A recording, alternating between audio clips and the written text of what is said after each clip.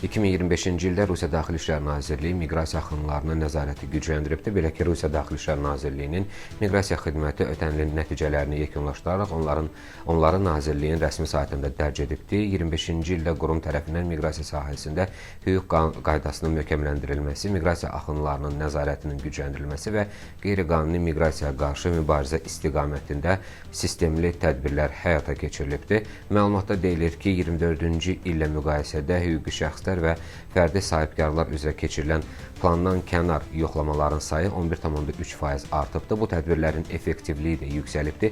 Miqrasiya qanunvericiliyinin pozulması halları 13,3% daha çox aşkar edilibdir. Ümumilikdə isə miqrasiya sahəsində aşkar edilərək qarşısı alınan hüquq pozuntularının sayı 8,5% artaraq 1 milyonu keçib.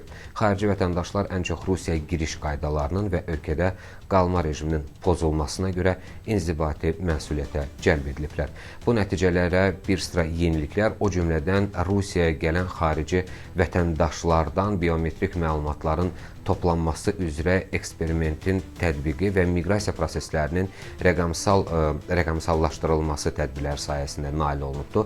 Vurğulanır ki, 2025-ci ildə polis əməkdaşlarına miqrasiya qanunvericiliyini pozan şəxslərin ölkədən çıxarılması və onların müvəqqəti saxlanılması müəssisələrinə yerləşdirilməsi barədə müstəqil qərar qəbul etmək səlahiyyəti verilibdir. Bu tədbirlər təxminən 60 min nəfərə tətbiq olunubdur. Bununla yanaşı, xarici vətəndaşlara verilən müvəqqəti yaşamaq icazələrinin, yaşayış icazələrinin, eləcə də Rusiya vətəndaşlığına qəbul edilən şəxslərin sayı demək olar ki, 1/3 azalıbdır. Ümumilikdə isə görülən tədbirlər nəticəsində xarici vətəndaşların kölgə məşğulluğunun və onların əməyindən qeyri-qanuni istifadənin azaldılması müşahidə olunur. Nəzarət olunan şəxslər reyestrinin tətbiqi və profilaktik tədbirlər sayəsində əmək miqrasiyası sayəsində qanunvericiliyə əməl edənlərin sayı artıbdır. Patent əsasında işləyən miqrantlarla bağlanan əmək və ya mülki hüquqi müqavilələr barədə bildirişlərin sayı 25,9%, iş icazələrinin sayı isə 44,5% artıb. Eyni zamanda ölkə ərazisində işləməyən xarici vətəndaşların sayı azalıbdır. Yetkinlik yaşına